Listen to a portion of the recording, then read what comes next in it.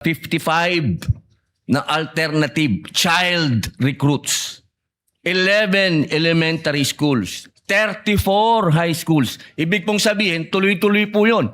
Magmula elementary, paakyat hanggang college. Yan po ang style ng recruitment. So sa tingin niyo po ba, sagot pa din ito ng DepEd Secretary at ng Vice President na lumaban na dito sa terorista noong mayor pa lang siya?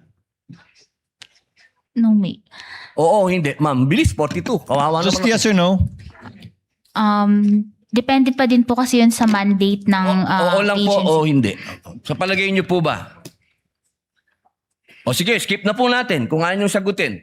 Alam niyo po ba na sinabi ng NICA, ng National Intelligence Coordinating Agency, na ang budget ng NPA 2016 to 2018 ay 5.8 billion? Yung sa, Oo po o hindi?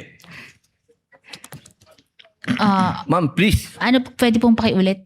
The chair would just like to make some interjections. We will not have a round 2 anymore because we have to convene session at 4:15. So that we can dispense with the witness already. Just a few questions, Silene. Wala pang NFD lahat ng pondong pinag-uusapan natin. Fourth quarter of 2022, the first 3 quarters of 2023 for DepEd and OVP. Opo, wala pa pong NFD. So wala pang final decision lahat ng ito. Opo, tama Pag po. sinabi nyo nag-demand kayo ng restitution, ang ibig sabihin lang naman ito, kinarga nyo na as an unliquidated cash advance yung mga yung mga dinisalaw ninyo. Opo, tama po. Yun lang naman po ang ibig sabihin nun, di ba? Hindi naman ibig sabihin, isoli mo, bigay mo yung pera sa akin. Ibig sabihin nun, ilalagay namin yan as unliquidated cash advance during the pendency of the notice of disallowance. Yes po, kasi may mga remedies pa po sila. Kasi hindi pa nga final at wala pang NFD. Apo. Tama po? Pangalawa, ano po ba pagkakaiba ng disbursement sa transfer? Illegal mag-transfer ng pera ang SDO sa isang non-SDO, pero pwede po ba siya mag-disburse sa isang non-SDO o unbonded na tao? Hindi din po pwede, hindi rin po niyang ibigay yon sa unbonded na tao. Recipient na po yun eh. Yung sa disbursement po niya, opo, hindi banded, pero kung dapat po diretso from the SDO to the recipient of the confidential fund po. So, ang disbursement pwede sa non-bonded na tao, ang transfer ng pondo sa non-bonded hindi pwede. These are technical terms. Opo. Di ba? So kung ang pinagbigyan ay recipient, pwede yon kahit non-bonded. Opo, kasi siya na yung talagang recipient nung confidential fund. And as a final question, Silene, I checked the transcript which the court took judicial notice of. I would like to ask more eyes to look at it. Hindi ko nakita sa transcript na sinabi ni Gina Acosta na binigay niya kay Latchika lahat for the fourth quarter of 2022 and the first 3 quarters of 2023. Medyo may ganung punto pa si Eduarda. Pero kay Gina Acosta, maliwanag na binigay niya yung 125 ayon sa kanya kay Latchika sa last quarter, pero hindi ganun kaliwanag na yun din ang ginawa niya for the first 3 quarters of 2023. Ano po ba particular yung pinagbasihan yung dokumento nung binanggit niyong dinisalaw namin agad dahil sabi niya Acosta, binigay niya lahat kay Latchika. Hindi ko po makita, baka pwede niyong maituro sa TSN kung saan. Yun po kasi ang pinanghawakan namin doon, yung general statement niya na yung ginagawa nila is ibinibigay niya kay Colonel Latchika yung confidential fund po. Pero ang tinutukoy po niya ay yung 2025. Yung general statement po ni Eduarda, yun ang tumutukoy sa confidential fund ng DepEd para sa 3 quarters ng 2023. Pero hindi po pareho yung statement nila ni Gina Acosta na ganun kaliwanag na yun din yung ginawa niya sa first 3 quarters of 2023. Ano po ba yung particular na pinagbasihan niyo? When you say general statement yung pinagbasihan niyo, yung narinig niyo po ba o yung TSN mismo?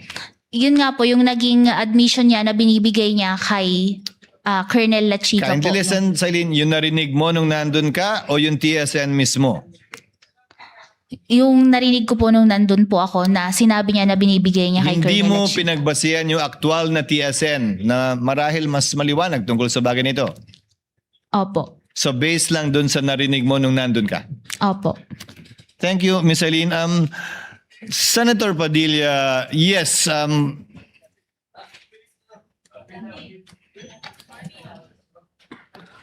Senator Padilla, yes. Gusto maghati na lang kayo? Senator Padilla for a brief interjection and Senator Marcos for a brief interjection to avail of round one. Then we call it a day. Senator Lapid, kindly proceed, Senator Padilla, while Senator Lapid is thinking about it. No, please proceed. Kailian, tuloy ko lang. Gusto ko lang sundan kanina, sinabi ko merong 55 alternative na eskwelahan na nagbe-breed ng mga child warriors ang naisara sa Davao Region. Ituloy ko lang, noong August 6, 2024, nagkaroon ng committee hearing ang public order at sinasabi na 102 schools nationwide were identified as recruitment. 11 elementary schools, 34 high schools, 123 college and universities. Doon din sa hearing na yon sinabi na meron 168 track student recruits remain active sa NPA. Ngayon, tanong ko, Kailian, hindi ba responsibilidad din ito ng Vice President at ng DepEd Secretary ang mga estudyante? Yung sa anong tawag dito sa college po, yung DepEd po kasi is hanggang sa high school. Opo. Opo, yung binanggit ko po kasi kanina, 55 na alternative child recruits. 11 elementary schools. 34 high schools. Ibig pong sabihin, tuloy-tuloy po yun. Magmula elementary, paakyat hanggang college.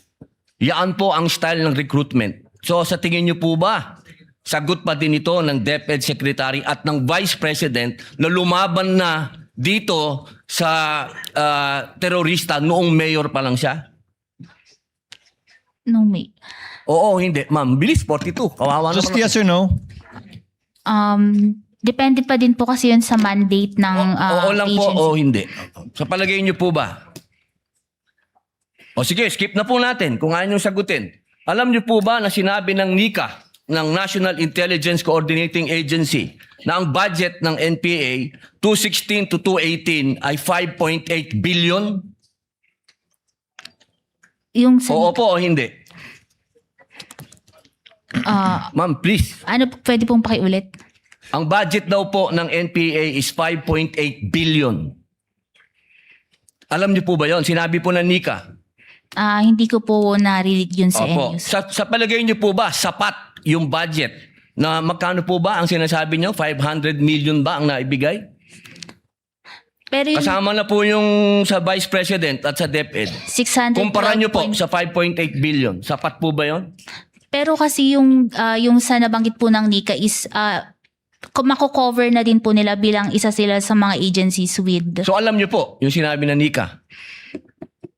Alam niyo po. Hindi ko po narinig Yung tungkol yun lang sa po sa estudyante. Kasi alam niyo naman po, sa ngayon, ang nasa front na inilalagay ay mga estudyante. Nabalitaan niyo po ba yung mga namatay nung huli na mga estudyante? yung violence po sa school. Opo, ito na lang po. 8 seconds na lang po ako. January 1, 2024, sinabi po ng AFP na there is no more guerrilla active front. So, ibig sabihin po, successful. Based po sa AFP. Salamat po.